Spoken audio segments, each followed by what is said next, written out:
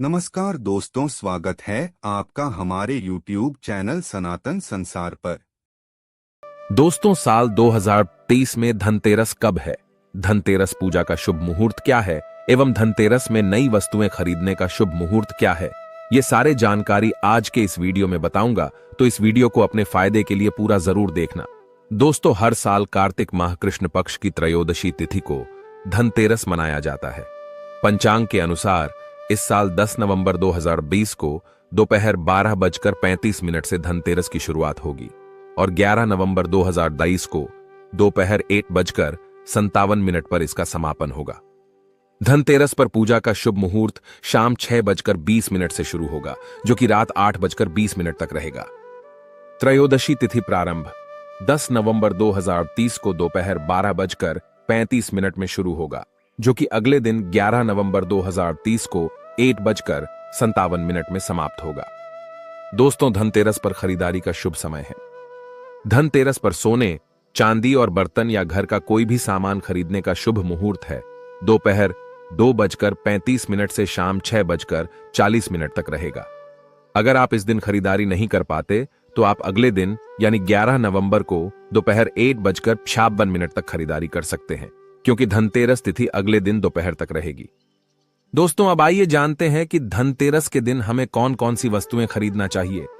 दोस्तों, 5 दिनों तक चलने वाले दीपावली के महापर्व में धनतेरस का त्योहार सबसे पहले दिन मनाया जाता है और हिंदू पौराणिक मान्यता के अनुसार धनतेरस की तिथि पर भगवान धन्वंतरी का जन्म हुआ था।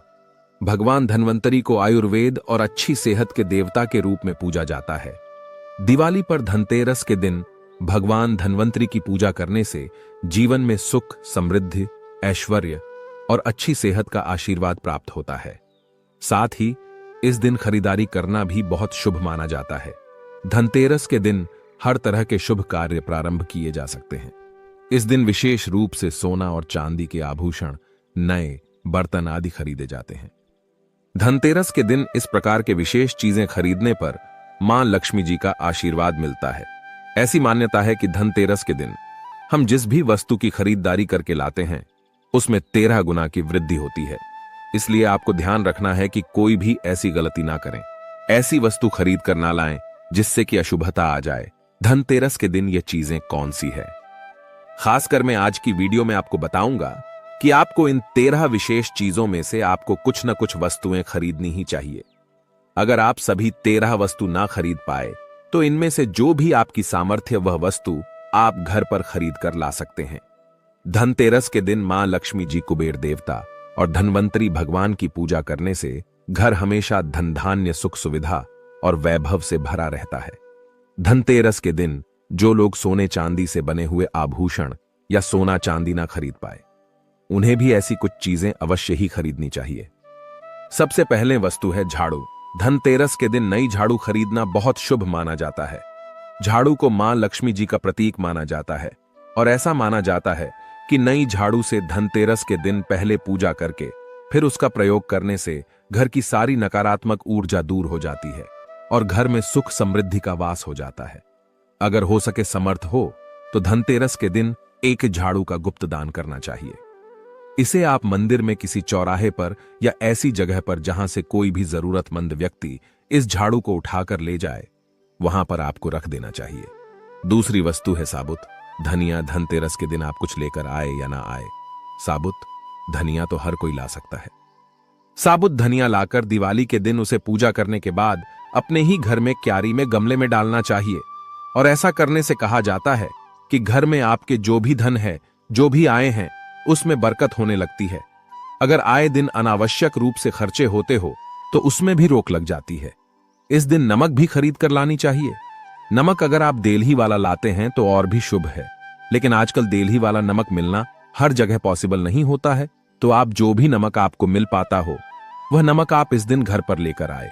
धनतेरस से लेकर दीपावली के अगले दिन गोवर्धन और भाई दूज तक आप इसी नमक का प्रयोग करें और इन 5 दिनों तक लगातार आपको नमक का पोछा भी घर में लगाना चाहिए।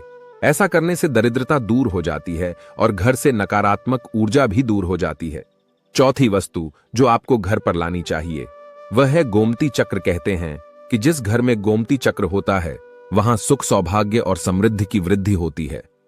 गोमती चक्र घर पर रखने से वास्तु दोष भी दूर हो जाता है और घर परिवार में किसी भी सदस्य में आत्मविश्वास की कमी हो तो धनतेरस के दिन गोमती चक्र लाकर उनके हाथ से पूजा करवाकर फिर बाद में आपको इन गोमती चक्र को अपने मंदिर में या फिर धन रखने के स्थान पर आपको रख देना चाहिए। ऐसा करने से जो भी संबंधित परेशानी है वह दूर हो जाती है। आपको ये सारी वस्तुएं मार्केट में पूजा वाली दुकान में बहुत आसानी से मिल जाएंगी। 5वीं वस्तुएं हैं कौड़ियां। कौड़ियां आपको सफेद, भूरी, पीलियां, चितकबरी मिल जाएंगे, लेकिन आपको जो कौड़ियां लानी है वह या तो सफेद लेकर आए या फिर पीले रंग की कौड़ियां लेकर आए। कहते हैं जिस घर में कौड़ियां होती हैं वहां पर मां लक्ष्मी जी हमेशा वास करती हैं। कौड़ियां लक्ष्मी जी को आकर्षित करती हैं, इसलिए आज के दिन आप 5, 7, 11 या 13 कौड़ियां लाकर आप चाहे तो धनतेरस की शाम को या फिर दीपावली की रात को इनकी पूजा करके रोली, अक्षत, कुमकुम अर्पित करके फिर एक लाल कपड़े में बांधकर आपको अपने घर में जहां पर भी आप धन रखते हैं वहां रख देना चाहिए। हर साल आप इन्हीं पुरानी कौड़ियों की पूजा कर सकते हैं। हर साल आपको कौड़ियां खरीदने की आवश्यकता नहीं है। यदि आप नहीं कौड़ियां खरीदना ही चाहते हैं तो पुरानी कौड़ियों को अब जल में प्रवाहित कर दें। छठी वस्तु है श्री यंत्र। श्री यंत्र खरीदते समय देख लीजिएगा कि उस पर सभी चिन्ह, सभी जो भी निशान होते हैं वह अच्छे से अंकित होनी चाहिए। श्री यंत्र जिस घर में होता है, नियमित रूप से श्री यंत्र की पूजा जिस घर में होती है वहां पर भी कभी धन का अभाव नहीं रहता। श्री यंत्र की उत्पत्ति को लेकर धार्मिक पुराणों में उल्लेख मिलता है कि एक बार महालक्ष्मी जी प्रसन्न होकर पृथ्वी से बैकुंठ लोक चली गई। माता के रुष्ट हो जाने से धरती पर समस्याएं प्रकट हो गईं। ब्राह्मण और महाजन बिना लक्ष्मी जी के निर्धन हो गए। तब ब्राह्मणों में श्रेष्ठ वशिष्ठ मुनि ने निश्चय किया कि मैं लक्ष्मी जी को प्रसन्न कर पृथ्वी पर वापस ले आऊंगा। जब मुनि वशिष्ठ बैकुंठ में जाकर मां लक्ष्मी जी से मिले तो उन्हें पता चला कि मां लक्ष्मी जी तो अप्रसन्न है और वह किसी भी स्थिति में पृथ्वी पर आने को तैयार नहीं है। तब वशिष्ठ जी ने वहीं पर बैठकर भगवान विष्णु की आराधना शुरू कर दी। नारायण ने प्रसन्न होकर मुनि वशिष्ठ को अपने दर्शन दिए। वशिष्ठ जी ने श्री हरि विष्णु से कहा कि हम पृथ्वी पर बिना लक्ष्मी जी के बहुत दुखी, हमारे सारे आश्रम उजड़ गई, धरती पर वैभव खत्म होने वाला है। यह सुनकर भगवान विष्णु वशिष्ठ मुनि को साथ लेकर मां लक्ष्मी जी के पास गए और उन्हें मनाने की कोशिश की, लेकिन फिर भी मां लक्ष्मी जी नहीं मानी। तब उन्होंने कहा कि मैं किसी भी स्थिति में पृथ्वी पर वापस जाने को तैयार ही नहीं हूं। जब चारों दिशाओं में मां लक्ष्मी जी के पृथ्वी पर वापस न आने की बात फैल गई, तब देवताओं की गुरु बृहस्पति जी ने एक युक्ति सुझाए। उन्होंने कहा कि अब श्री यंत्र साधना ही एकमात्र उपाय बचा है जिससे मां लक्ष्मी जी को धरती पर आना ही पड़ेगा।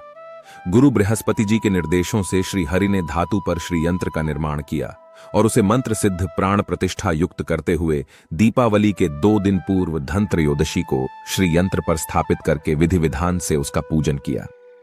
पूजन समाप्त होते होते माता लक्ष्मी जी को वहां आना ही पड़ा और वे बोली कि मैं किसी भी स्थिति में यहां आने के लिए तैयार नहीं थी।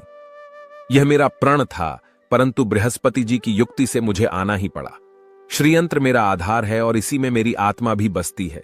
यही कारण है कि धनतेरस के दिन श्री यंत्र खरीदना चाहिए और अपने घर में स्थापित करना चाहिए। 7वीं वस्तु है 7 मुखी रुद्राक्ष की माला या फिर 7 मुखी रुद्राक्ष। अगर आप धनतेरस के दिन 7 मुखी रुद्राक्ष को घर पर लाते हैं और फिर उसकी विधि विधान से पूजा करते हैं या भगवान शिव की पूजा में आप इस रुद्राक्ष को प्रयोग करते हैं, किसी भी मंत्र का जाप करते हैं, तो उससे भी आपके घर में कभी परेशानी नहीं आती।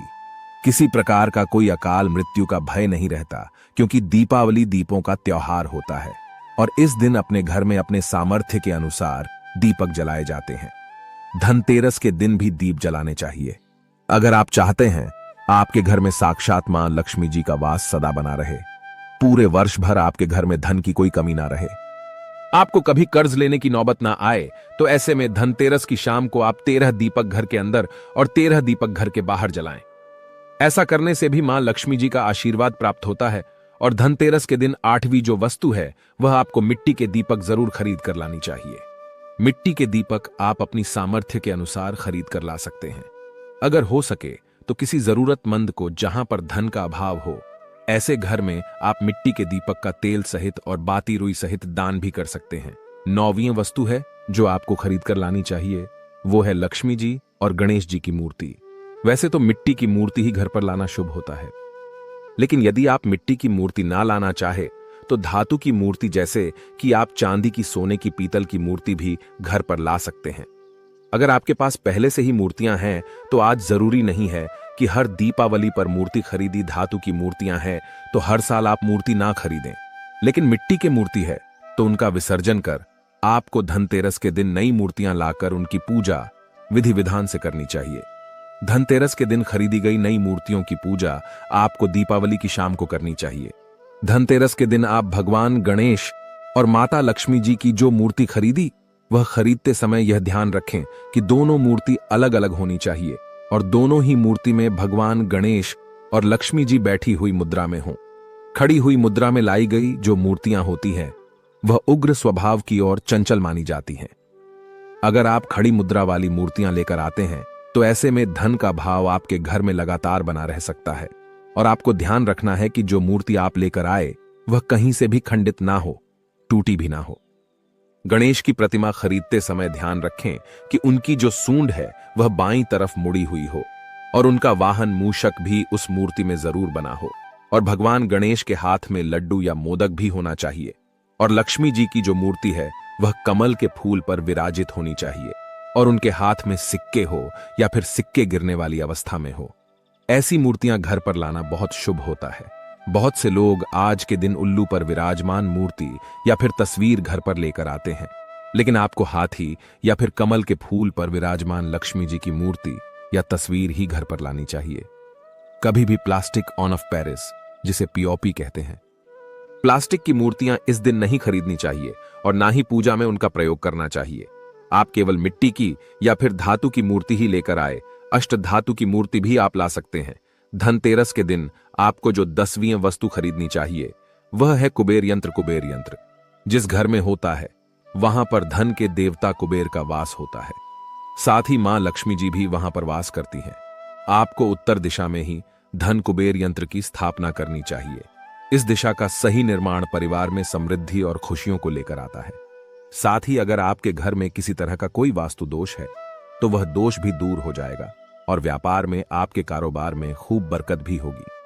कई बार लोग खूब मेहनत करने के बाद भी उतना धन नहीं कमा पाते जितनी आप मेहनत करते हैं और मेहनत करने के बाद भी आपके धन की तिजोरी खाली ही रहती है तो उसे पूरा साल भरा रखने के लिए आपको धनतेरस के दिन और दिवाली के दिन कुबेर यंत्र की विधि विधान से पूजा भी करनी चाहिए।